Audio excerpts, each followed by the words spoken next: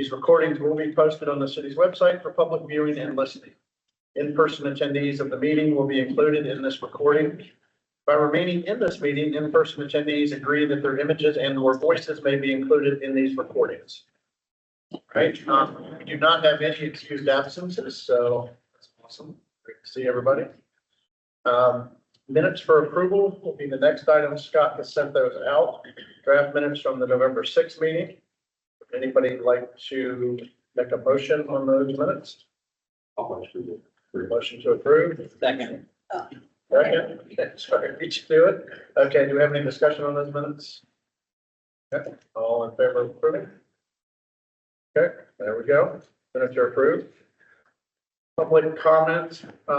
This is an in-person meeting. Comment made by the attendees upon registering the in-person meeting indicating they would like to speak. The meeting is also publicly live streamed, but comments cannot be accepted during the meeting using virtual methods. Communications from residents be sent via email and addressed to this email address.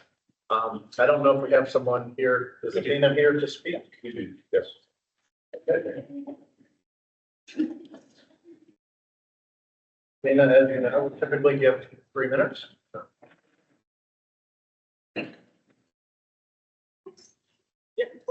Sorry, this is part of a presentation that I'll be doing on Saturday as part of the next book. Anyway, my name is Athena Wallen. I have been speaking to many individuals for the past year regarding erosion in stormwater creeks. So first slide here, you all know what stormwater creeks, so I'm going to just skip to the next slide. Maybe. We have a situation where creeks are neglected and erosion is occurring in a much more rapid pace, and development along creeks sort of complicates things. So next slide. I'm asking for a need for maintenance because we have a lack of unified responsibility over these creek systems. Next slide, please. We have a lot of creeks going through private property that will never try to be helped. Next. So we have lots of erosion examples. Next slide, next slide, next slide, thank you. Erosion worsens flooding and it kind of feeds into itself. So once we get into that severe erosion state, it is a sorry sort of state and we need to address it. So next slide, I am asking us that we need to please do more. We need to conceptualize that these creeks are 3-dimensional, ever moving, ever changing existing systems that we must work with. Next slide, please. If we want creeks to operate indefinitely, like the picture to the left, where creeks are the center of the creek is a property line, then that takes a lot of money, a lot of time, and a lot of management. If we pull property lines off of the creeks and off of the riparian buffers, that allows us more flexibility and resiliency for the situations that we currently have, and it enables people to help. Next slide, please. So redefining the access and expectations is what I've been talking to many people about, including SMAC, over the course of the year. Next slide. Enter Raleigh Creeks. I am now a nonprofit trying to address this situation of education within communities and bridging the gap between communities and all of those programs and help that do exist, but is hard to access. Next slide. Through Raleigh Creeks, we activate neighborhoods, create wildlife habitat restoration areas, focus on educational engagement, and try to get to that point of collaborative stewardship. Next slide. So I'm doing a lot of work trying to change our perspective as a resident for what we assume is debris. Next slide. I've been creating burrito berms as erosion control methods. Next slide. I've been rebuilding banks to buy time along my own property, knowing that many other properties are just experiencing complete cave-ins. Next slide. And I'm creating a series of bumpers and bows which help redirect the flow of water during flooding times. Next slide. I have a bunch of random things that I want to do all year long. Next slide. But these are all the benefits of our creeks, and that's why we need to do more for them. They are beyond a public utility. They provide an assortment of things that are good for an individual, family, for a community, for organizations, and for the city as a whole. I do sincerely believe the future of Raleigh is in the creeks, so let's get in them. Next slide. I just want to say that these are places of calm, regardless of how chaotic and how destructive and how scary they can be. They are remarkable systems. So if we are able to bring people closer to this, we have the opportunity to create stewardship over generation after generation, which is what we need to do. Next slide. You did it. Thanks. I appreciate everyone's time. I really do appreciate putting up with all of the spontaneity and frankly, thanks. Real quick question. So you have created a nonprofit. Is Yes. that 501c3? It's in process of being official. Okay. And this is where we can find out more information. This is, yes, it's still being built up and the presentation will be uploaded by Saturday when I give my other presentations. You will be presenting on Saturday too. The wetland, the WCWLN, Walnut Creek Wetland Learning Network Expo. So a recent graduate, and I am taking my community project, embracing it within the Raleigh Creeks programming itself and presenting it to the audience on Saturday. So Awesome. Thank you. thank you very much. A couple quick comments, just a couple quick comments. Thank you, Ms. Wallen, for your enthusiasm. Your ideas very spot on, consistent with our objectives as our program. A few things that the Walnut Creek Learning Network that Ms. Wallen mentioned is run by PEJ, Partners for Environmental Justice, which is a local community group that Raleigh has partnered with to sponsor the Watershed Learning Network. I think they're maybe in the fourth cohort of, and I think you've heard a little bit about it here at SMAC. Groups of students of all ages go through and learn more about floodplain management, green stormwater infrastructure, stormwater practices, and in this year, climate change and climate heat island issues as well have been integrated into that program. And that's all sponsored by a grant that the city of Raleigh and PEJ applied for and received from and NOAA. And so their learning grants are funding that program. So very exciting.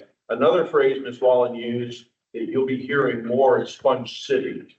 This is an initiative that Mayor Powell has taken to promote City of Raleigh as a sponge city to look at resilience in terms of stormwater and flooding in the face of climate change. Also an initiative that we embrace those concepts of it integrates green stormwater infrastructure, better floodplain management, and better preparation overall for these larger, more frequent storms. So I appreciate Ms. Wall incorporating that, and streams and riparian buffers are a big part of that initiative as well. But you all will definitely be hearing more about the Sponge City concept from us and from the mayor's initiative as well.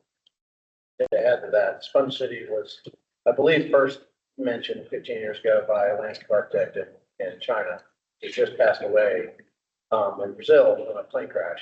And Mayor Cowell put oh wow, it's so inspiring work and stuff. But then some folks in New York City had been using that word after Hurricane Sandy as well. 2012, they kind of started adopting that. And they started talking about Staten Island and Lower Manhattan and how the city could be a sponge city again to absorb things versus just take a battering when, that was only a category 1 with that to Manhattan. So, so the idea of sponge cities, it's kind of gaining some momentum. Yeah, thanks for that context, for what you're working with. I was just going to mention one thing, not to be, a downer about the whole thing, but it's worth noting that EPA came out with their definition of waters in the U.S. and in regards to wetlands, and basically about 85% of the wetlands in the country are now free game developers. So, you got these forces that are doing good, with the sponge city, but then, if we're losing a lot of wetlands, it's going to be more difficult. I just, for full transparency. Yeah. I think just to comment on that, I think that really highlights the importance of municipal codes to protect places like wetlands, whereas we're losing federal protections, that we have an opportunity to pass municipal local protections that could do create some of the safeguards. Sure.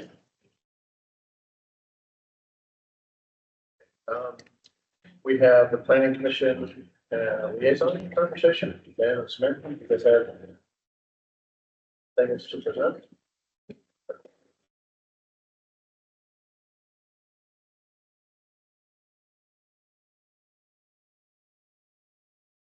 Good afternoon, y'all. And I will critique the venue a little bit. When you guys are at the table, we can talk loud. It's tough to hear even like right there. So, so I'm sure the people in the back are having trouble. And I will try not to eulogize. But, sort of a short agenda this week. A couple cases that we've heard a lot about, and then one case that's kind of new, but in an area that we've been to a lot. First of all, the Planning Commission is looking at a rezoning on South New Hope Road, which is adjacent to a site we've been talking about for the past couple meetings on South New Hope Road. And then the city council had two rezonings this past Tuesday. One on Arco Corporate Drive, which was approved, and the other C11 on South New Hope Road, which was deferred for further discussion. Just a note, both the city council and planning commission only have one meeting the month of December, so the council's done until January 2nd, I believe. No, January 6th, sorry. Yeah, January 6th. And the planning commission will have a meeting next Tuesday, and then they'll be off until the second Tuesday of January. So the first one is on the planning commission agenda. This is technically a change in rezoning conditions and not a new zoning case, because they're just changing a few of the things about an existing zoning case, and it's TCZ, or text change zoning, 1425 at Old Town at South New Hope Road in Rock Quarry. And it's on the east side of New Hope Road in kind of the New Hope proper area, which is commonly their main commercial area is kind of what they're looking at. And they're looking to keep their commercial designation, but they're adding an allowance for an additional 200 residential units to go back out there. There are no stormwater conditions that are changing with this case, and it is on next Tuesday's planning commission agenda. So there was a previous case was Z2119, which I believe was for the entirety of Old Town. This is just the kind of the commercial piece here. But as we'll talk about in a second, the one right across New Hope Road is the one the council talked about this past Tuesday. And this case doesn't have any floodplain on it. There's a little bit of water course to the north, but it's right, as you can tell, that navy blue line is kind of the ridge line. So it's split between the Walnut Creek and Big Ranch South kind of watershed. So you are kind of the top of the hill, so you're not in the floodplain or anything like that. And this is what the area looks like. So any questions on this one? They want to make it more dense. For residential, yes, but still keeping the commercial components in place. Yeah. Because sorry. No, I just wanted to, so I think that it's already 450 houses, right? And they're trying to add another 200. Yeah, So it's like 650. Yes, 600. But then before they actually said that there will be more commercial, but after all just to give context, after all the neighborhood meeting, they said that they will think about commercial after they build all the 650, which is not what the community wants, but just to give that context. This looks like opposite of a sponge city where you're turning a sponge into a rock. Right. And just to note that that is the Z1125 over there, right across the street is on a floodplain that they're also trying to put 175 units. And, you know, it could go to that 650 that is, there's a lot of, I live in that area, so there's a lot of houses there already, so. Yep. Is this an annexation? No, I believe it's already been annexed. It's really like completely, like there's nothing there right now. Correct. It's just people looking, but Yeah. I'm understanding that not for everything. But it is zoned for 450. Got it. So Right. it's not commercial. It is. Go and see the house. With yeah, with some commercial, but then they want to add the 200. But the residential units, apartments, homes. Townhomes. Okay, townhomes. It didn't really say on the permit application, so Okay. so from like neighborhood meeting, you probably know more than I do at this point. So. Ben, I think it might be helpful to talk about the difference of what they could do in that area of current zoning, right? Especially stormwater related, impervious area related versus the change, right? And what the stormwater implications of that are, because this isn't an watershed watershed, so there's not impervious area limits, right? They could still pave, I think pave just as much now versus the rezoning. So an increase in units does not necessarily, it might translate to transportation impacts, but does not necessarily translate to stormwater impacts. Is that a? Correct, that's a fair In assessment. terms of how they would develop, just in the context that we're talking about stormwater here. Yeah. Yeah, rezoning might not change the stormwater impacts. Especially if the rezoning is offering conditions that might go above and beyond stormwater regulations. Could be better. I'm just, They are not talk a little bit about that, maybe. Yeah, they are not currently, but it hadn't even been in planning commission yet. And so a lot of times we don't see these additional stormwater conditions get added until after it goes to planning commission, that sort of thing. So that is a possibility. But as Wayne said, it's already zoned to build 450 residential units and also a lot of commercial property out there. And I know there's been, with the various rezoning cases associated with Old Town, that's really just in my mind to keep it all together. But there's a lot of different entities out there that are developing pieces of Old Town. And I think that's where some of the issues are coming from too, as far as the different rezonings and things like that. I'm sure you see that more living out there too, that there's multiple different people that want to develop these parcels. So does Old Town have this would have its own stormwater system Correct. on it, right? Because this comes in a development plan. It's not tied to some Old Town system. No. Right. No. And it would be with the new stormwater manual. Correct.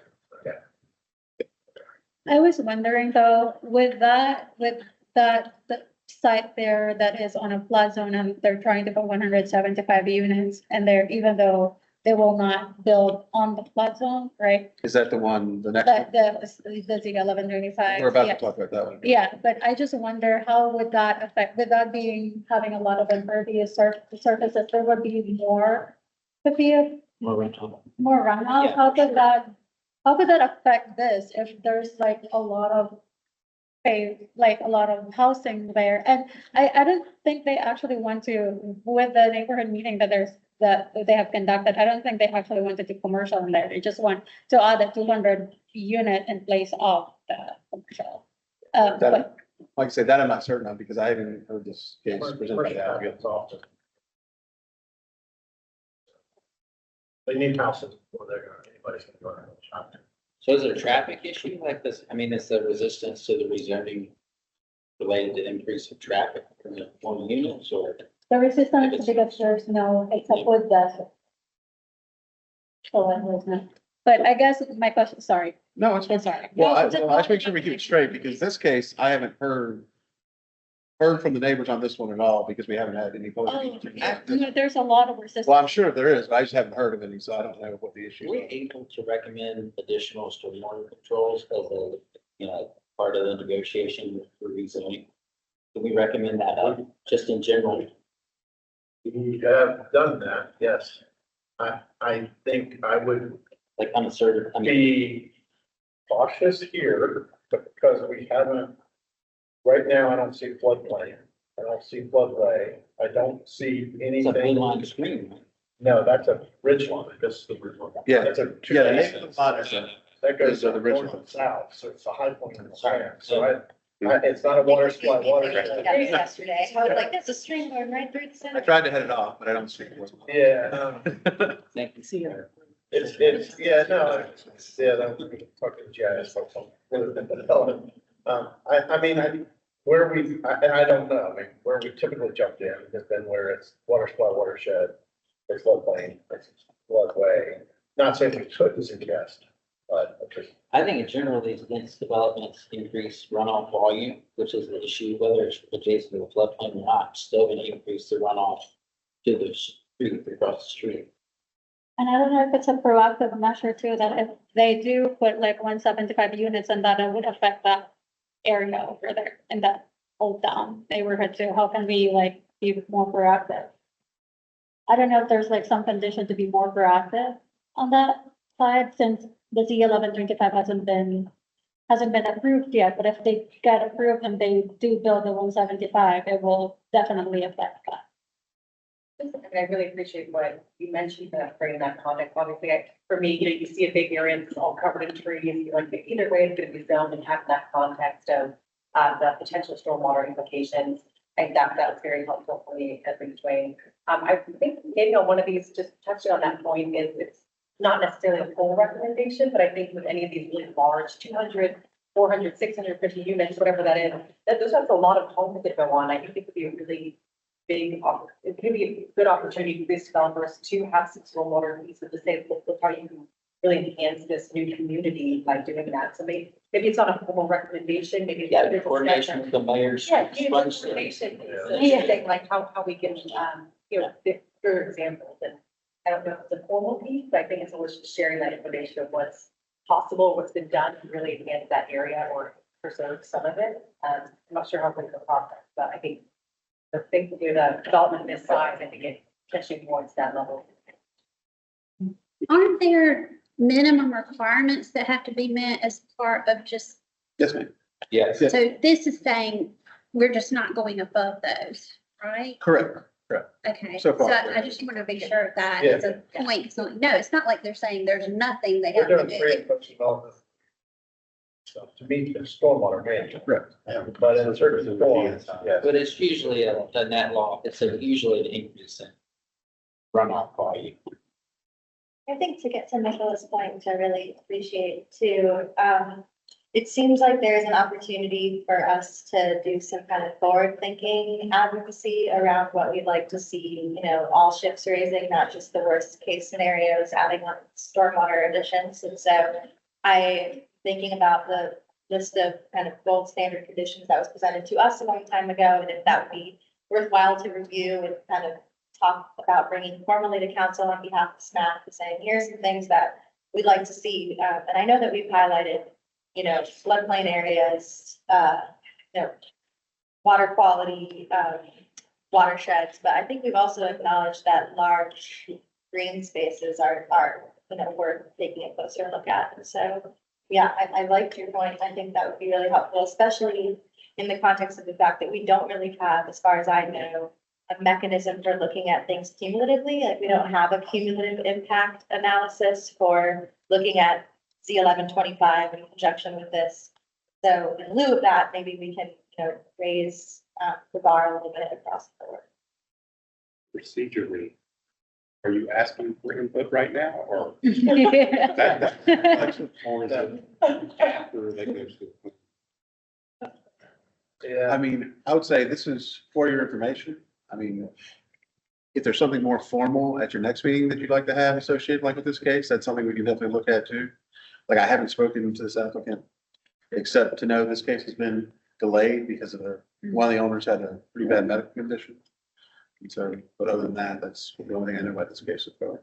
But like I said, if you'd like to have more discussion about it, we can definitely reach out and bring it back next meeting. Could we also, given that this, I hear the idea about being proactive, and we could offer up this, not just to council, those, which council can, but I think has received that public meeting, that we talked about that. But yet we could also make those available to the developer and say, well, these are some things that we've seen in the past that have been very successful in working on large area rezonings that are dealing with stormwater to scale and density and stuff like that. Or we could have them formally come back to us. I know that the next C1125 they were here, right? That we talked about this a couple months ago.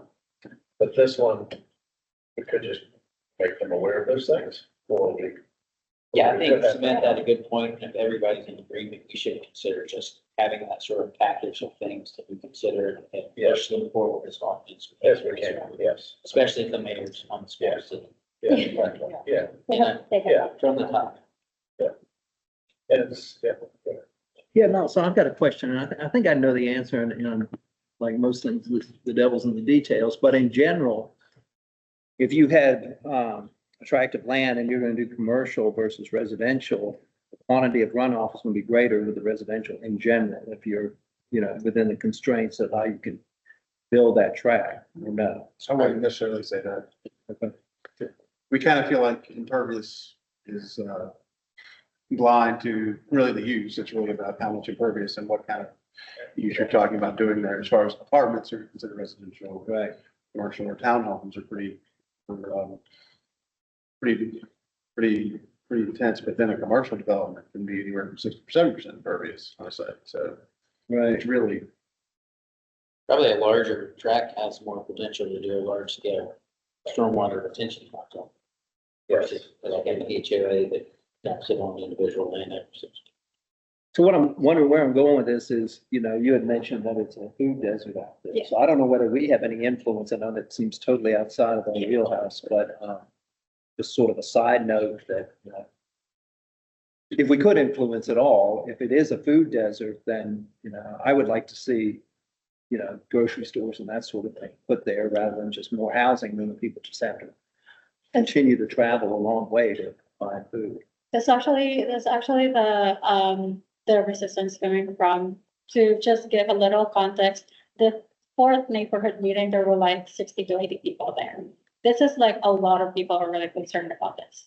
And this is like a really big, a lot of people have been organized to like oppose this. Is there a public comment coming up for this? Yeah. I think we'll have it at the planning commission. You can come to the planning commission meeting on Tuesday morning at 9 o'clock. Or once the planning commission gets through with it, which I'm not saying it'll be one meeting now, then they'll also be at council for the public hearing as well. I think it's best if we stay in our stormwater lane. Sure. And I think it's best if the neighbors make the arguments they're making, I guess. I don't want to put that burden on you, but I think we need to stay where we stay, because if not, we get places we really don't want to be. And I think,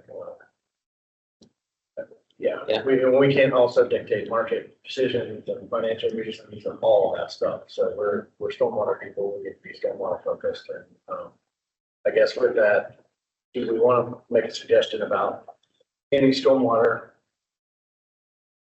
suggestions for this applicant? Or do we want to visit this applicant? Typically, as I'm a little hesitant to visit with this applicant because we have not typically visited with an applicant that doesn't have a floodplain, doesn't have a watershed issue, doesn't have a floodway, but I think being proactive and pushing forward some condition, the gold standard of conditions to them, we would appreciate if stormwater staff would do that. Is there a liaison that can just say, here's some ideas? Yeah, how does that information get to them? Is that through your staff or is that through our planning commission? I would say it's my staff, but yeah. Okay. Yeah. I was just going to suggest that since this planning commission meeting is coming up, and I don't believe that the planning commission has seen that list of gold standards, maybe a good step would just be to share this as a follow-up with Dwight. And just let him know that we had this discussion and that we, had some concerns and we'd like to see this menu of options considered when planning discusses it. That could be a good step, rather than inviting the developer to come and present, given that this doesn't really fall into the, So you'll make these available to the applicant. You'll make them available to Dwight, our planning commission liaison. sure, Is that- and we can do that As a tech. together. Yeah. Yeah. Okay. No problem. Because Dwight is the. We both owe counter Dwight. to Samantha. She's the other planning commission. Yes. He's our liaison. Yeah, we'll follow up with him and make sure that Okay. it's a. Okay. Can we look at those?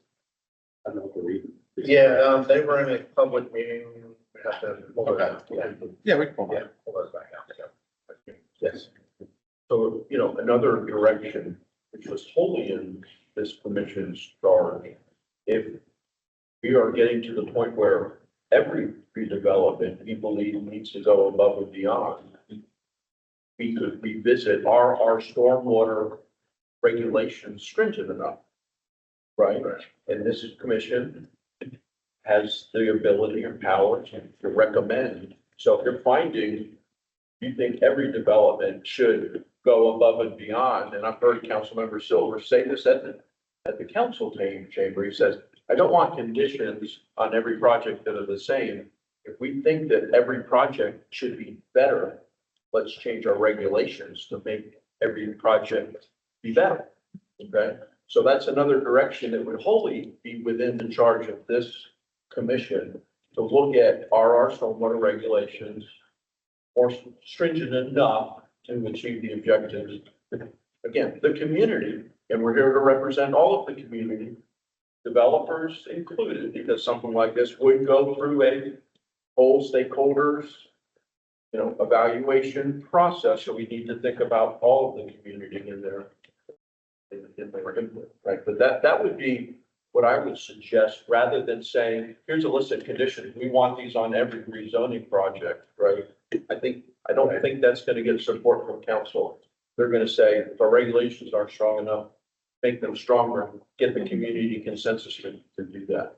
Well, I guess typically when we see cases in front of us, they have some stormwater concerns, right? You guys have went down the list, right? So there's 10 on the docket right now, and we're seeing 3 of them. something Yeah, like that, correct, right?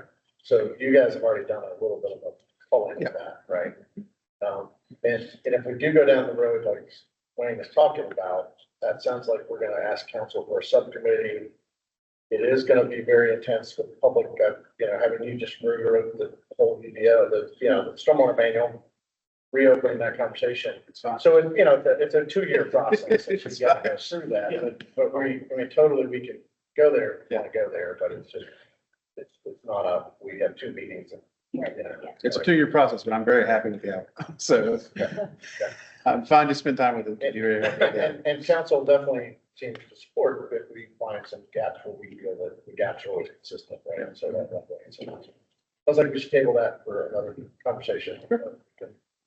Just one note, I think a supporting activity that where a few of us are gonna be involved in is the comprehensive plan rewrite. And so that is, if we can really think about what that looks like, then later on, I think there's more justification for making positive changes for stormwater in the UDO. So that's good longer term.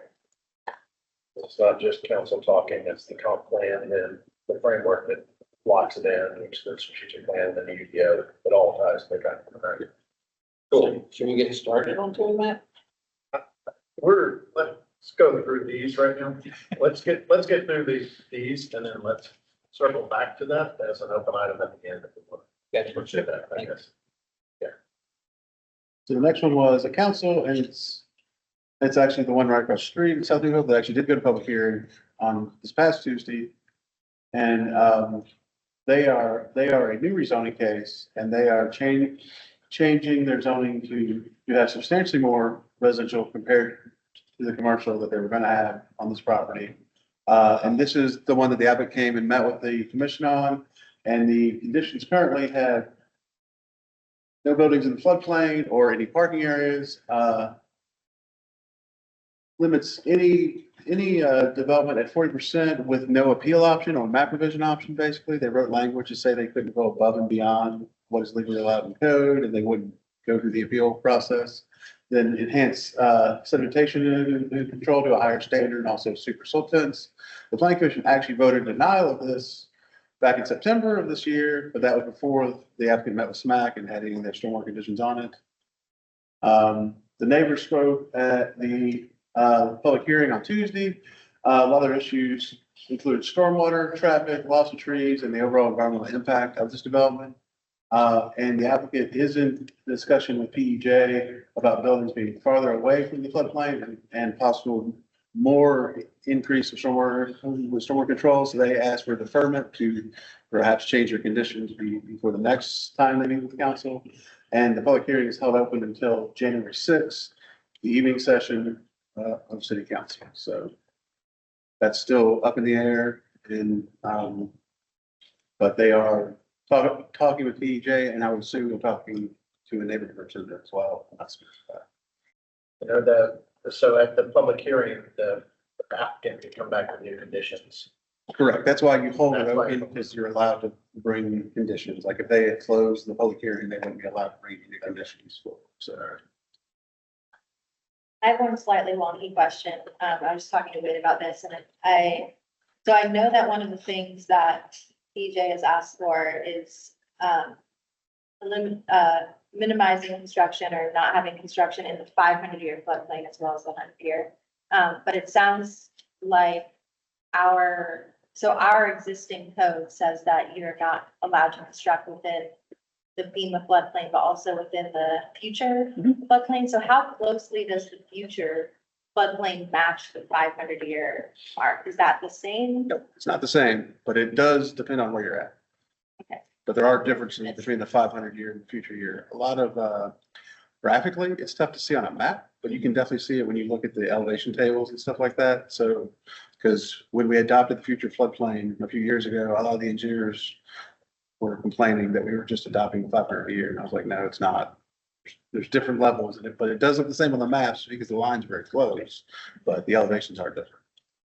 But it is not the same. Are both of those mapped everywhere, Ben?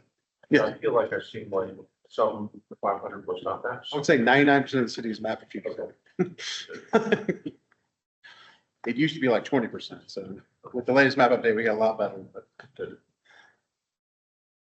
any other questions on this one? Yeah, no actions for us. at this point. Are you coordinating with PJ at all? Stormwater? I am. I'm on the PJ board, so I am very coordinated with them about what they're, So they've got built seat. they do. Yeah, they're very much a fan of those standards for sure.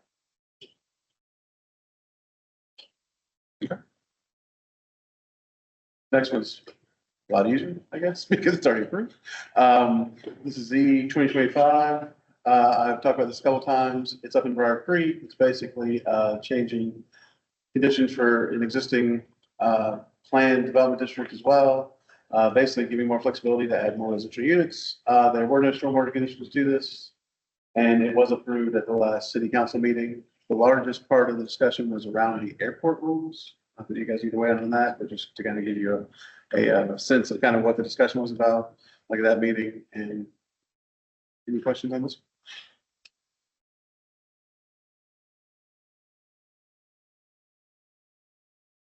Okay.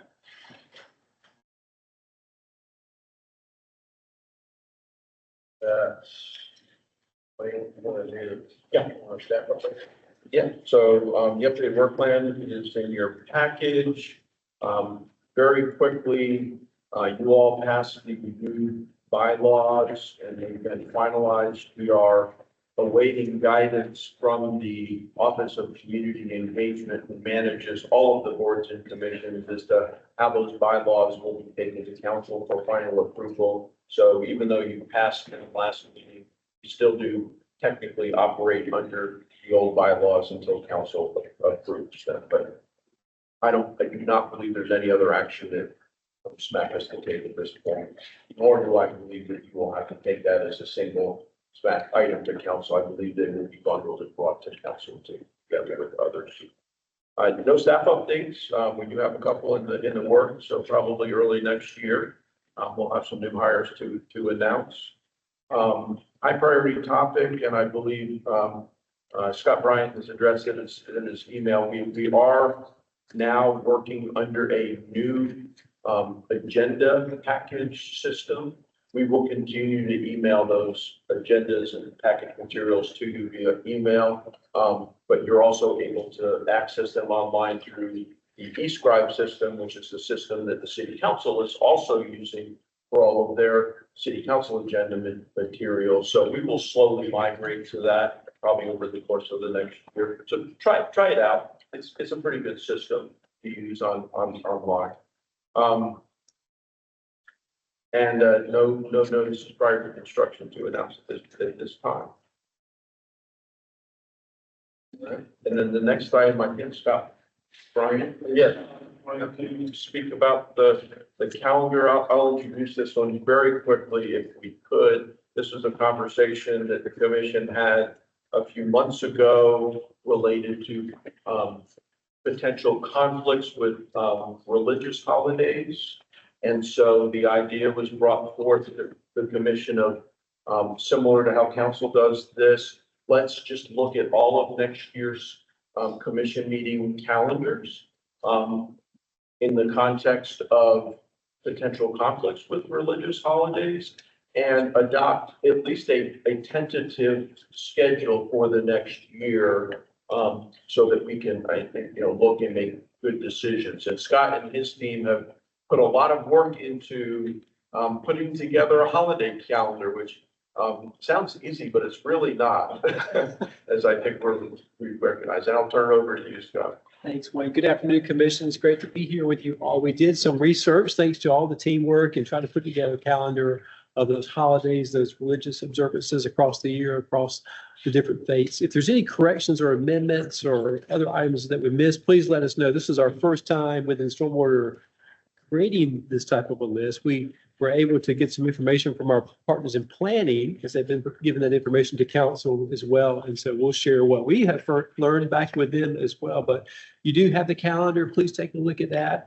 By the way, for the bylaws that were just discussed, Article 3, Section 1A, we made the adjustment based on your feedback last time, which is this very topic, the ability to adjust your meeting schedule. So that's in there.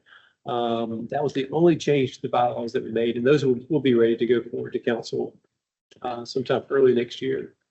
But are there, January 1st is actually New Year's Day. So that's one coming up for your next meeting that you will need to consider a new date for that. But are there other dates throughout the year that you are aware of at this time? And Graham and Wayne, I'm not sure if we have to make the decision for the entire year at this point or kind of take it as we go. You could probably do either of those. Yeah, I think we thought we could take action for the whole year, but, I think just seeing whether there are conflicts, I think is job one. That was what we were struggling with the last couple of years. Right. The only, I do see a couple, April 2nd, a Indian festival date, a, May 7th, National Day of Prayer. One thing I don't know that any of these are as we talked before, high holy days that are weird in that regard. So that was what we talked about. I think that was just the 2 cents that I would add is, I don't know, I can see why this is so much work. There's so many holidays. And I don't know if this is our intent to not schedule anything on any of these days, but, I obviously don't speak for all Jewish folks, but we have the 2 high holidays and the rest we work on typically. So I think it's less concerning to have the days of Hanukkah, Shavuot, and Tisha B'Av and all those like lesser holidays on here than Yom Kippur and Rosh Hashanah are kind of the key, the Christmas and Easter kind of. So I would just flag those and everything else. Nice to know, but we can typically work on this. Yeah. Real quick, there's a Jewish holiday that goes over October 1st. With that we were, it's not a challenge. Really just Rosh Hashanah and Yom Kippur are the days that typically we would take off. And those are on weekends this next year, so easy. Okay. I think maybe the only shift then would be the January 1st meeting. I don't know why people wouldn't want to meet on the 1st, but desire to move it. Then I think we'll, then would the 8th work for our next meeting? And then we typically have been canceling the July meeting, which falls on the 3rd, which is a Thursday, and then the 4th is Friday or something like that anyway. So it's kind of going to be a long weekend. So I think we can make a motion to generally approve the calendar. Open for amendments throughout the year, but with the January 8th date and the July meeting canceled. Okay. That's everything. Yes, we need a motion. Yes. Motion. Second. Okay, all in favor of that? There we go. Thank you very much for this effort. Oh, great job for the team putting that together. Thank you all so much. And anytime that there's adjustments needed, let us know and we'll work with you. You have that ability now through your bylaws to do that as you go. Thank you. Thank you all so much.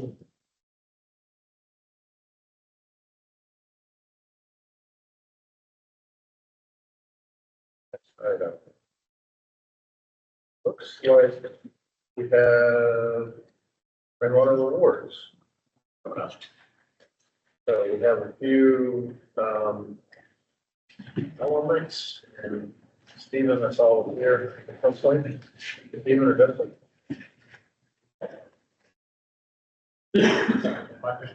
Sorry, yeah. Stephen, would you want to come up and talk to us? Sure. Yes. Yeah. Okay. Yeah, I'd be happy to answer any questions regarding the budget as indicated in the memo, as well as the projects that we have presented here. I think we received the information.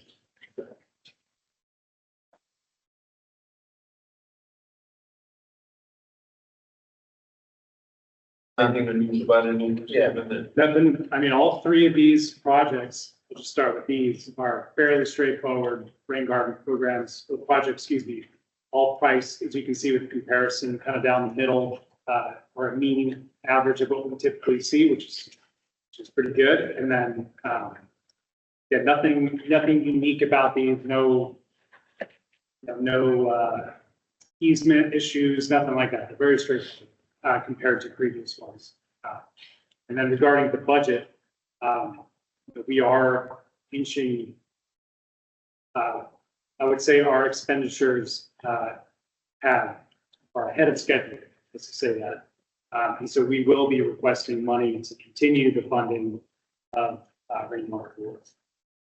They basically have a plan in this week. So during the fiscal year, this spring, you will be asking for additional money for the fiscal year ends. Yes, Some yeah. reallocation. Yeah, we'll have to be requesting, small chunks of funds to continue operations. And then depending on how that all works out, we might be, most likely we'll be presenting projects for approval here. And then come July 1st, then we'll have them sign legal agreements. Depending if our budget is approved for that next fiscal year. Okay. Are you, another question, are you seeing qualified bidders, people interested in bidding this work for homeowners? Yeah, so, I mean, it's the term qualified, I mean, we definitely are seeing more companies attempt this, plus I would say through our consultant that we've backed, the Ring Fund, I don't know if you're familiar with that. They're also going to be seeking additional bidders that could be a part of this. But we keep up our list. Some of them drop off. We definitely have some primary players that do typically good work as far as we're concerned. But we don't give preference any sort of bidder. And if there is an issue, we address it through that homeowner lens, saying, hey, we're not going to reimburse or cost share our portion until XYZ is fixed. So qualified bidders, like I said, there are some that are a little more, we have to deal with issues a little more commonly. And or in some cases, they didn't stick with the scope, and we have to address that. We'll address it through our typical process, like through a memo. Are you getting 3 bidders to the table to the point? I mean, yeah, I've sent some of these out before, you send it up to 9 and you get 2 and you're like, what's going on in the market? But yeah, at this scale, are you seeing a decent return on bidders, or is it? Yeah, it's a good question. So there are some project types we have issues, or homeowners have issues getting 3 bids. And I would say oftentimes with cisterns, we find that because there's just not a lot of cistern contractors out there, right? Occasionally small projects with permeable pavement, because it's just not worth, my opinion, it's just not worth them to mobilize for 600 square feet, that kind of stuff. And so we'll relay this in our consultation to try to hedge against, like, hey, a small, permeable pavement project is probably not going to fly. I need to consider this. But rain gardens, I would say, is our most common type of project today. And it's the most competitive as far as the people engaged in this program, the contractors. And, but we are trying to promote more contractors for more competition.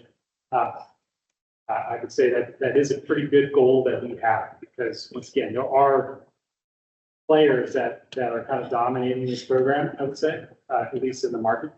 And we need more competition. But they also, to the credit of these contractors, they are our primary word of mouth. So they'll bring the people that they cut grass with to this program, or someone will call them with drainage issues and say, hey, you have a solution here through the city. So it goes both ways with that. Okay. But yeah, it's a good question. Recently, we haven't been having issues with the 3 bids. Or if they do, we push them back and say, you need to put more effort into finding this. Say Justin, where I typically like, hey, we have to find a solution here because they're having trouble. Justin, my supervisor, will say, no, they need to put it in. Because they're out. Right, yeah.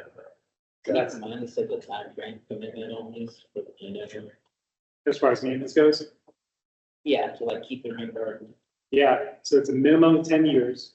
That's how we calculate our fluid removal rates and or like say that second to the right value there, the pounds per nitrogen, or money per pound per nitrogen, that is over the lifespan of that maintenance period, which is 10 years.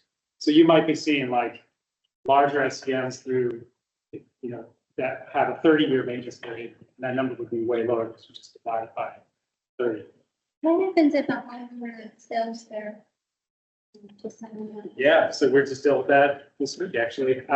So in that situation, they should or would contact us. And we would, depending on if the new homeowner agrees to maintain this device and keep it up, we would draft a transfer agreement, have them sign it during their closing and basically transfer it over to the new property owner.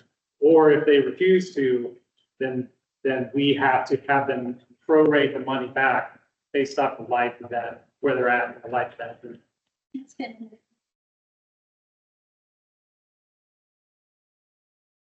Yeah, so that way no one's running away with the city's money once they sell it home. Do you envision this budget growing for this over time, or you guys want to make it as big as you can? Yeah, not to speak over Wayne, if he has anything to add on that, because he's the big picture. But I will say that the budget has been increasing. We do anticipate it to increase because it's of great value in that it's the primary mechanism we have in the CM. So it's a huge value as far as that is. Yeah, and I'll just add, and the only mechanism we have in legacy areas that were constructed without any stormwater controls before we had our regulations in place. So that really provides value from a water quality standpoint and somewhat from a quantity standpoint. It's all just an excellent engagement and outreach program.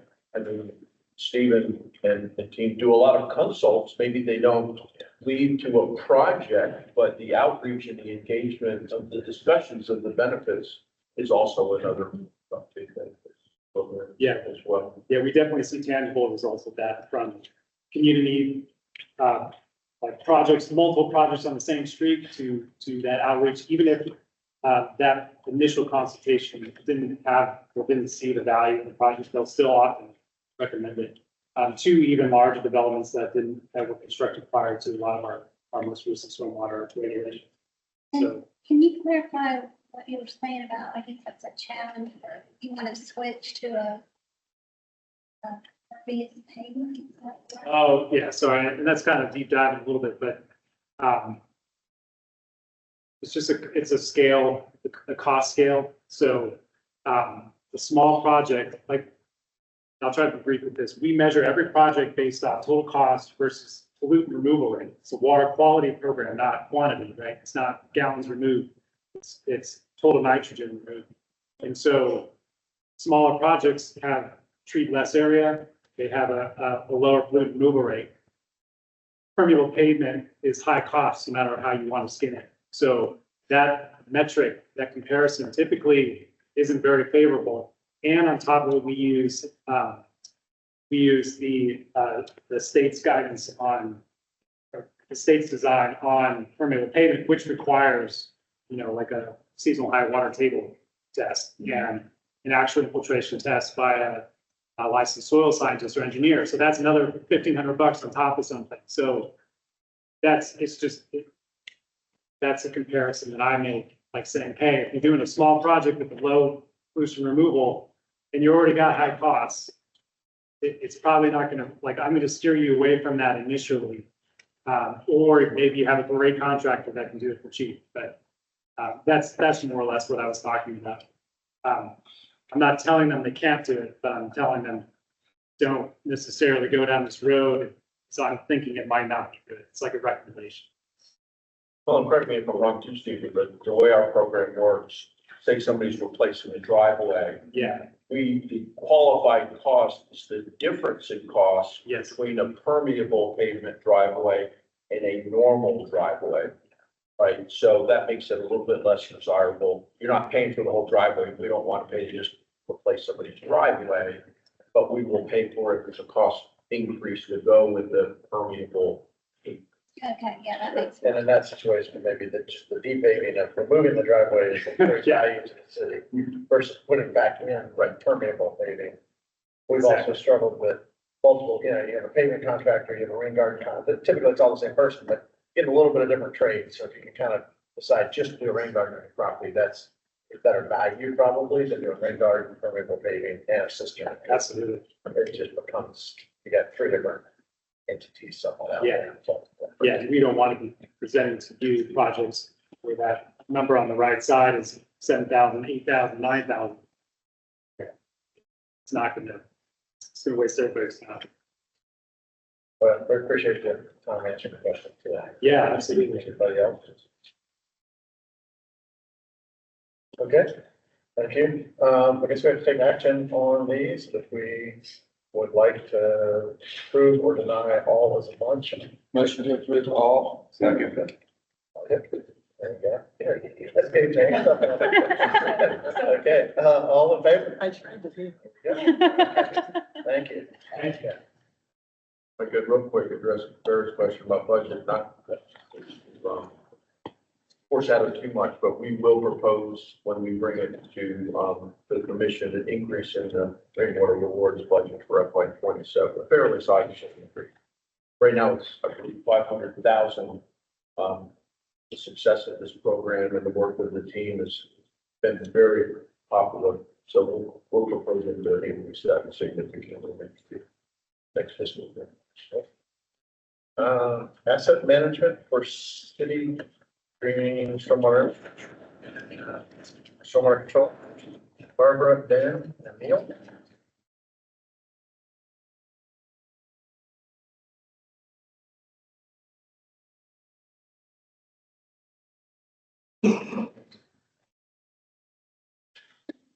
All right, good afternoon, everyone. Hopefully you can hear me. My name is Ben McLean. I'm with the SCM and Dams Athletics Program. Today specifically, we want to talk to you about our green stormwater infrastructure and SCM for measure asset management. Well, we can talk about dams another day. I'm part of the asset management team in stormwater. That includes myself, Barbara Laurento, Stephanie Hansis, Sherry Smith. And then we have two field members who work primarily in the field, Pete Duffy and Daniel Kirsch. And so that's sort of on the stormwater side. Recently, we've started a partnership with Parks. And we have what we're going to refer to as our GSI maintenance crew. Elias Baker here is sort of heading up that for Parks. Brian Smith is part of that team as well. And then Neil has some folks that under him as well that are in the field doing the work. And I know we're a little behind, so we'll try to keep our presentation moving. So as we talked about earlier, right, the mayor has talked about a sponge city. City of Raleigh obviously has a history of prioritizing sustainable growth. You can see it going all the way back to the 80s, starting with Tree City to Biophilic City in the a few years ago, and then our more recently green stormwater infrastructure policy that was passed in 2023, requiring that all city-led projects that disturb land must at least evaluate for GSI. Doesn't necessarily mean that all projects are going to have GSI, but we have to see sort of some effort to evaluate if that's a good route to take on that site. Sorry, too fast here. And then highlighting green stormwater infrastructure, specifically about sustainability, all the benefits it brings to the environment. I think this group, as well as many in the city, would understand this. And, water quality benefits. Obviously, we're treating water before it's released, absorbing a lot of that water. Talking about peak flow, heat mitigation. Talk about urban heat island effect, and some of the projects that we're looking into to mitigate some of those effects throughout the city. And then just sort of wellness benefits to the community. It's a place that people can enjoy both visually and go visit and sort of enjoy nature, maybe in an environment that might not otherwise have it. So asset management specifically, our goal is to make the best use of the resources to extend the life of our stormwater assets and support healthy natural resources. Our partnership with parks here has really tried to emphasize that. More recently, we are thinking about ways we can incorporate habitat for certain species, whether it's butterflies, bees, other pollinators, or salamanders, or other reptiles as well, amphibians. And we do that with a lot of partnerships. So Raleigh Parks I've talked about. We also, I think everyone's aware of our relationship with Raleigh Transportation and our transportation field services team over there, stormwater maintenance. They help us out as well. There are some things, that are still have great infrastructure to them that we need help with. Their outlet structures, maybe, a flight end section is falling off and we need to put a new one back in. They can step in and help us. On our underground detentions, they help us a lot with flushing. So if we get some sediment accumulation, cleaning that out and keeping those clean and operating. So a little bit of numbers. We currently have 124 stormwater control measures or GSI, depending on the type of practice, in the city. The smaller green number there, 59, that require regulatory annual inspection. So those are ones that were put in as part of the city's UDO to satisfy MS4 permit requirements. And then you can see the breakdown there. By far, we have the biggest number of bioretentions, which can be considered GSI, even if they were put in before GSI became a buzz term. Constructed wetlands would fit that as well. And then various other types of devices there. The other sort of lighter blue number there that's very important, it's something that we'll talk about as we get into Neil's group, is the 35 plus new SCMs and GSIs we expect over the next 3 fiscal years. These are ones that our plan review team has seen projects with these things planned, and we see them coming down the pipeline. We have to sort of be able to be prepared to take them on as an asset management program, do the maintenance and plan for those costs. And I think I've highlighted this, but this is city-owned infrastructure. The asset management team does not deal with privately owned infrastructure. So part of our team, these are sort of Pete and Daniel in the field there. We do inventory. That's also with our GIS team, who helps us sort of keep our inventory mapped. But we do our own internal inspections. We visit every SCM, all 124 quarterly. So 4 times a year, we're out there looking at them, making sure nothing's sort of looking off. Or if there is something that needs to be fixed, it's not getting worse, or something that needs immediate attention. And that form in that lower hexagon there, that's in CityWorks. That's one of the forms we use to collect that data. And then we get over to consultant inspections. Those are those annual inspections that are required. We have our Form 501, which is sort of the official submittal to the SCM compliance group, also housing stormwater, but trying to treat ourselves as much as like a private entity as we can, playing by the same rules. And then over to the right is an example of sort of an inspection form that might be submitted with that 501 form. That's a contracted consultant service. So I talked about CityWorks earlier. This is one of the ways, the tools we use to track data about our SCMs and our GSI. Up top, you can see contractor tracking. So we do use some contractor services to do maintenance. And Pete and Daniel in the field, one of their primary goals that have sort of shifted over the past couple of years is to monitor the work that's being done. We get a report that says, hey, we visited these devices and did this work. We go verify that, and we track that in CityWorks. Our routine inspections are done in CityWorks and work orders. Neil's team, they have some impressive numbers about what they've been able to do in a short amount of time. Those are also done in CityWorks. So on the left there is like a map. I can highlight a device. I can sort of click some buttons and it pops up all the work orders or forms that have been associated with that device. And I can click on one and sort of see some details on the work that's been done. That's some of the data tracking we do there. Power BI is another tool that we really utilize. I'm not sure if this commission's been able to meet Moses. He's our Power BI guru. He's created a lot of these for us. And we can do a lot of things. It can take data that's in different places and sort of pull it together and summarize it very nicely for us, both visually and just sort of pulling out raw numbers. But we can look at our inventory in there. This is sort of our home page that we land on. Our maintenance costs, we can sort of see what it's costing by group. So like what we're spending, what our contractor's spending, what Neil's group is attributing money to between labor and materials and equipment. We can pull up our City Works work orders in here. We can sort of link to them and click and get directly to that. And I can see a summary of our internal inspections as well here. So now I'll talk a little bit about sort of the type of maintenance that we expect to see on our SCMs and GSI sort of throughout its life cycle. Routine maintenance is just sort of what we're doing. Sounds like what it is every month, or some less frequently for certain types of devices, more frequently if it's in a high visible area. So right here, Neil's team is pulling riprap that some kids dropped into the outlet structure at Halifax Park, I believe it was. So got a nifty little grabber there, and so we don't have to go in confined space, pulling that out. Heavy maintenance is sort of things that, before the rehab step where it might be something like sediment in a dissipator pad that's riprap. We're sort of pulling that riprap out, cleaning it out, putting new geotextile fabric down, putting new riprap down, make sure it's clean so we can capture more sediment as it comes in. Here they're replacing like a gravel sump at one of our dry ponds. So there's a downturned elbow there. That gravel is all clogged, so they cleared that out and they're replacing it with fresh gravel. The next step would be rehab, where we're sort of coming in kind with work on that device. We're not going to really change anything about the layout of the structure, but it's just sort of time for it to get a refresh. Here, we're moving a lot of sediment from a dry pond. In parts of it, we'd accumulated about a foot or 2 feet of sediment. So we came out, scraped the whole thing, did a little bit of work around the riser structure there to sort of better fit the design. It was an older design that wasn't really doing what it needed to do, so we made some modifications to the grading very slightly. So that's rehab.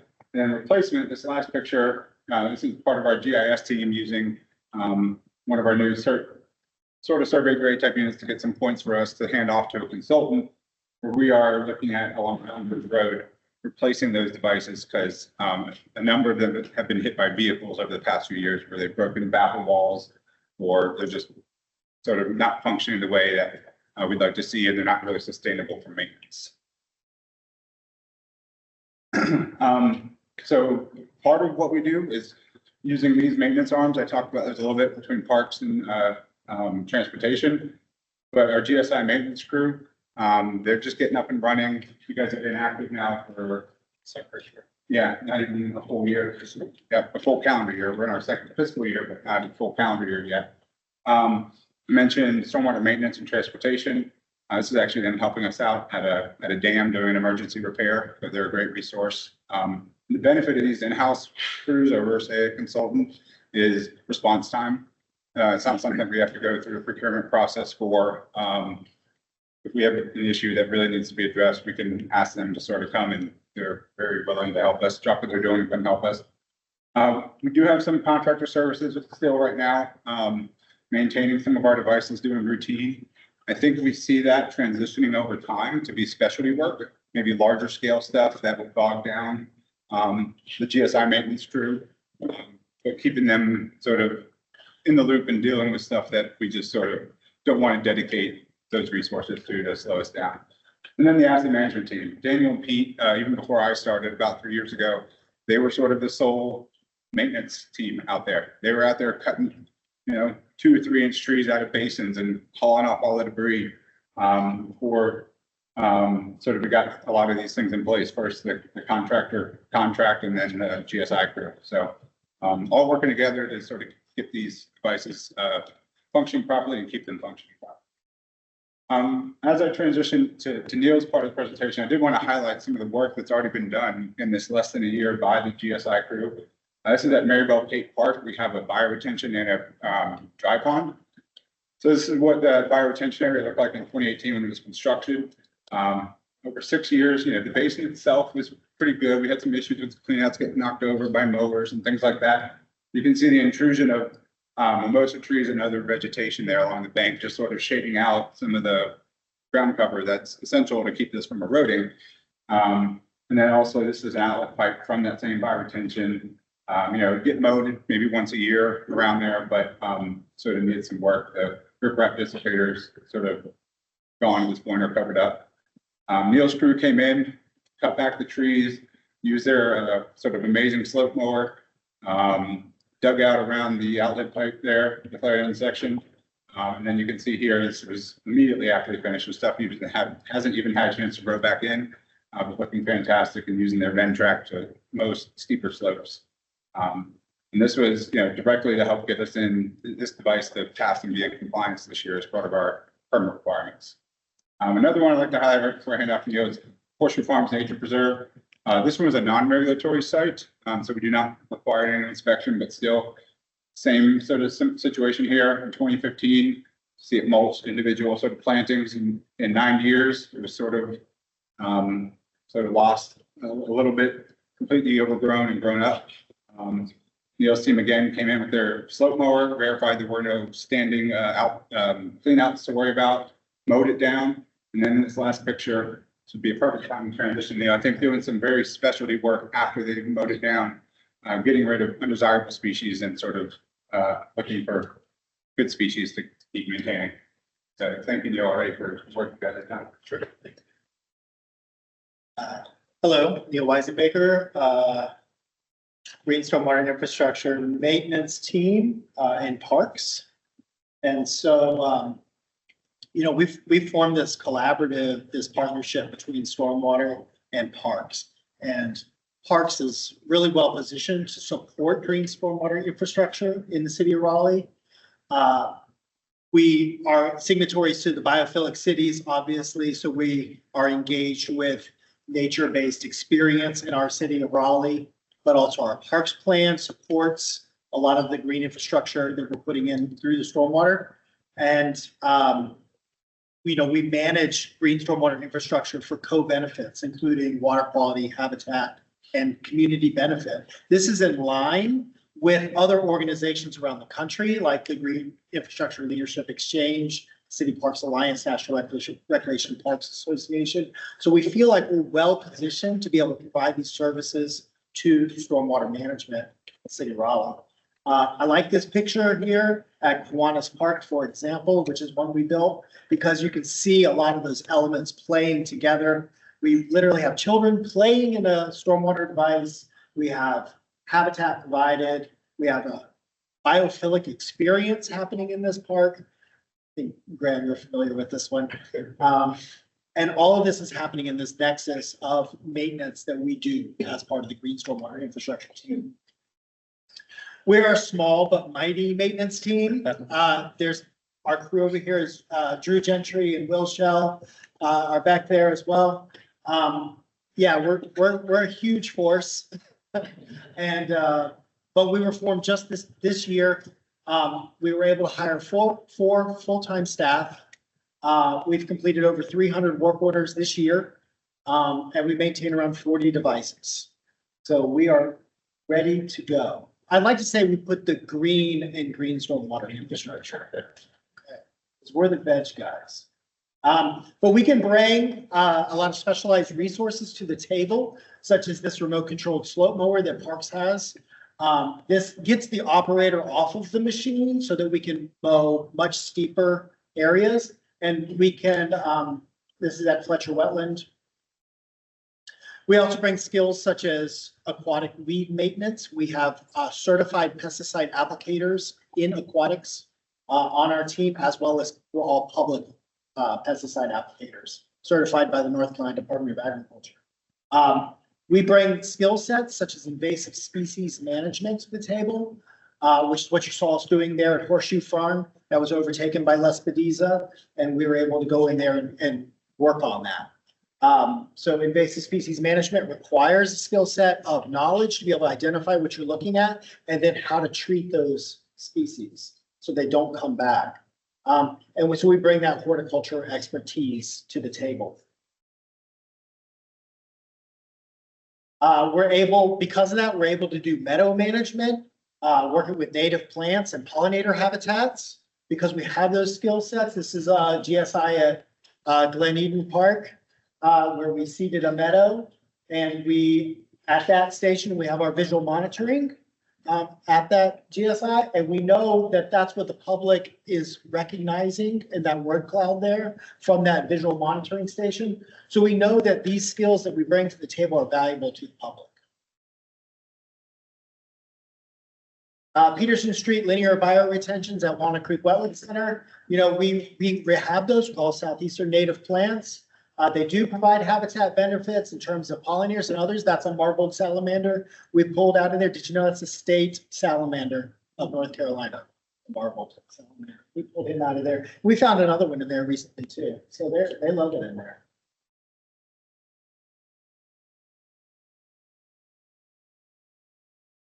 But we also provide opportunities for workforce development.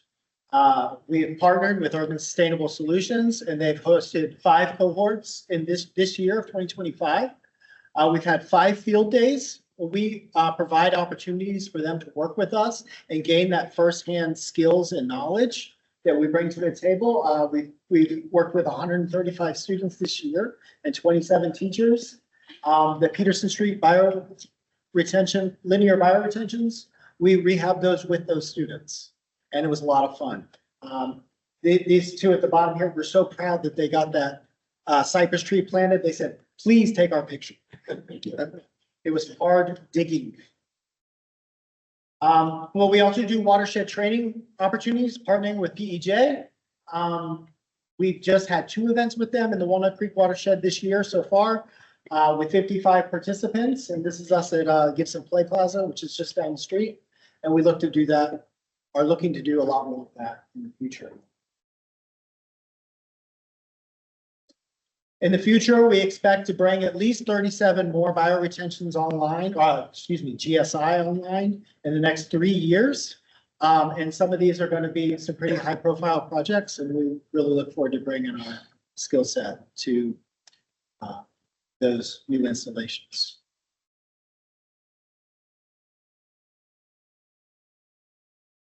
Okay, thank you. That's our team.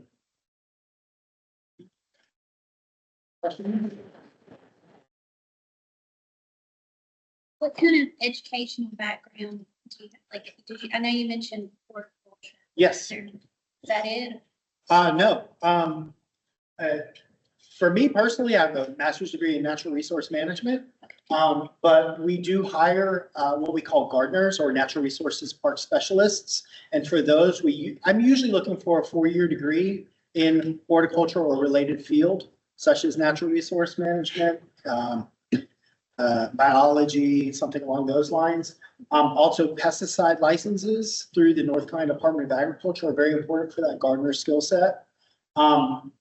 But then when it comes to equipment operation, we're looking for Class A CDLs, commercial driver's license, work zone safety. We have a whole series of training and certification requirements for our staff. Do you work with the NC State Agricultural Extension, like the? Yes. Because the reason I was asking, I was looking into the Master Gardener program. Yes. I didn't know if there was any connection to that. Not yet, but we would definitely would entertain that. I just wanted to say thank you. I don't have a question, just I think this is great. And the workforce training piece is really, really exciting. So really great to see the work that you're doing with Urban Sustainability Solutions. And I heard from PJ that the volunteer numbers were just through the roof with these events. So that's really awesome to see. I like to think of it as like, as we scale up GSI in our community, we also scale the community up for GSI. And so it's a hand-in-hand process of stewardship. Yeah, certainly. Would like to thank you for what you guys are doing on your team. If there's some way we can amplify what you're doing, let us know. Make us come out to your events, things like that. So Great. That'd be awesome. please engage with us. Okay. So the more foreshadowing, we will be recommending in our budget for FY 27 increase in staffing and the PSI maintenance crew as well. So that's something that Only getting help in 37 new sites. I would just step out. Yeah. Be helpful. Yes. Awesome. Okay. Thank you. That's great. Yeah, thank you guys. Now on to innovative and sustainable stormwater management at Dix Park. I believe this is related to what we just learned about. The dean is here. Talk to us about things surrounding us. Hi, well, good afternoon, everyone. I'm Dean Perry. I'm Director of Design and Planning here at Dix Park. And so I'll be talking about some of our green stormwater infrastructure that we have at the not so newly open Gibson Play Plaza. And then we'll touch on what we have going on downhill from Gibson Play Plaza towards Rocky Branch.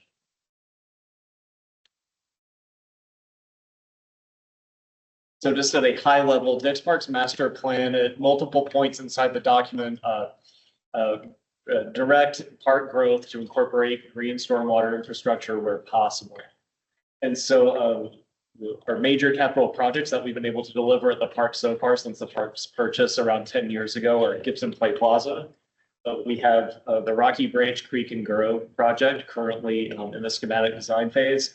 And I won't touch on it in any more detail, but we do have an ongoing abatement and demolition process here for all of these old buildings, which are at the end of their lifespan.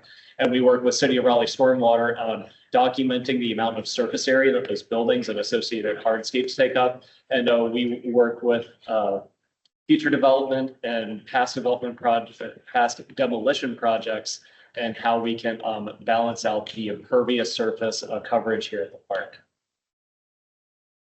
And so to start with Gibson Play Plaza, we began the grading plan by making one big move at first, where we took stormwater and we moved it from draining across the street across to Lake Wheeler Road. And that has helped relieve some flooding issues and stormwater events in communities in Fuller Heights and communities downhill from there. So the way that Gibson Play Plaza is put together now is that we essentially have got a great divide of sorts between where the parking lot area is and the rest of Gibson Play Plaza. So half of our 18.5 acre project site drains to Walnut Creek, and then the other half of the site, if you will, flows to Rocky Branch, and then of course down to Walnut Creek. And so our green stormwater infrastructure includes things like permeable paving, parking lot bioswales, and then one of our water features actually collects stormwater and recirculates it.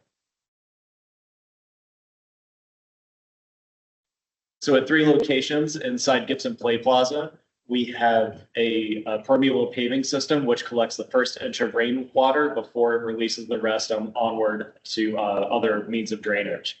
So we have number 57 stone implemented a lot as our surface material in the parking lot, in our sensory maze, and in our picnic grove. And you can see here where we have our permeable paving working together with bioswale. So once we have our absorption hitting its saturation limit in our permeable paving system, the water then flows inward towards bioswales where it's absorbed again, and then with a means for conveyance downstream from there. And then finally, the last feature that I'll touch on is a water feature that collects stormwater, recirculates it, and is an integrated part of our landscape here at Gibson Play Plaza. And so moving on from Gibson Play Plaza, our next big project will be the Rocky Branch Creek and Grove.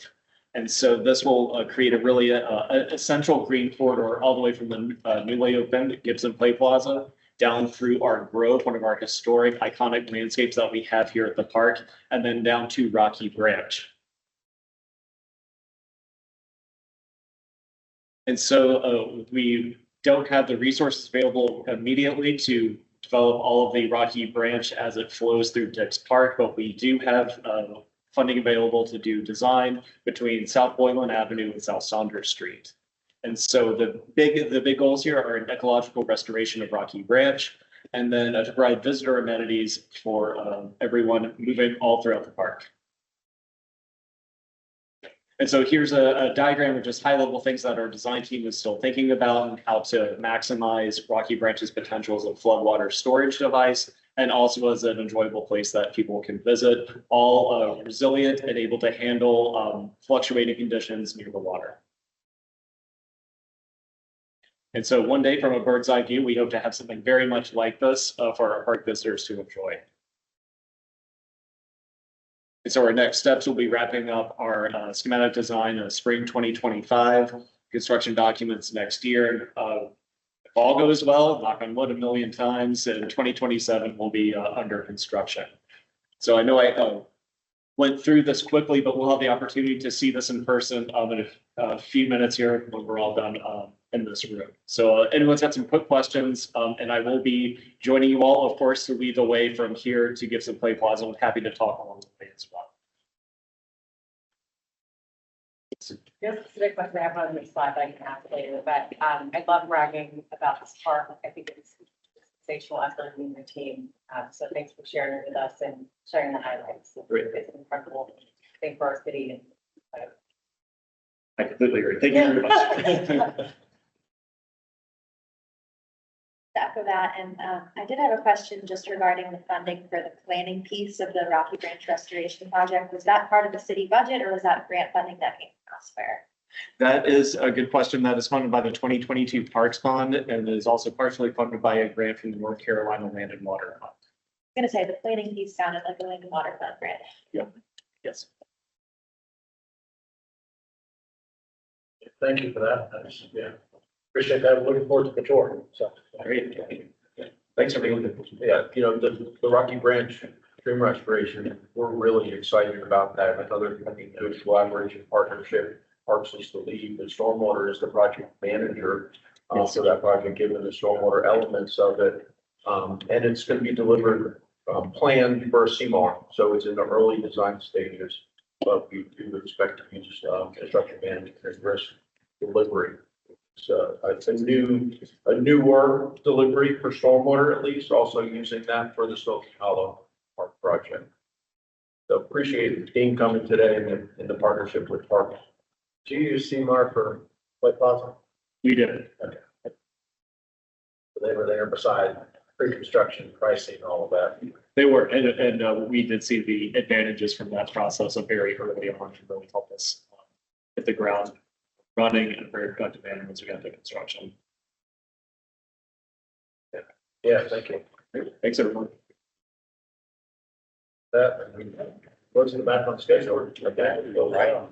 Put us back on schedule.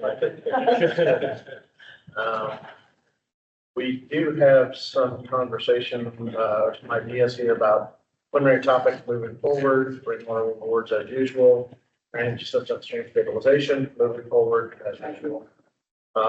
We talked last month about getting some information from Ben's team on and others for the water supply watershed protection. It's kind of a large scale protection planning. And then also about smaller sites, you know, down to the half acre, some of the requirements inside the UDO and things like that, that we see some infill development. So that's what that last bullet is. So sometime in the winter or spring, we'll be getting some presentation on those items.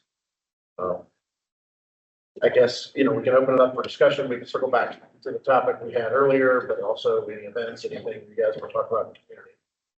You know, have that as a roundtable.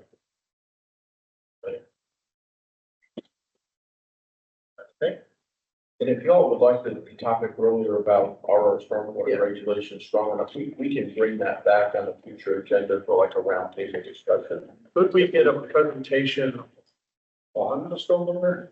We could, I think that would fit very well with some of the proposed, development regulations. At least get a baseline of what the 2 and the 10 and the quantity, quality, all the stuff that goes over my head. So I think that'd be a great idea. Should I make a motion to do that? And then absolutely, yeah. So that way we just add that as a topic and then we adjourn. That's, just didn't know if we wanted to have a deep dive. That's something good. field, you know, that's the solutions. Okay. All right. So there's a motion to adjourn. You didn't get a chance. I know he's. His job. Okay. All righty, seconds. Okay. All in favor? Okay. Yeah.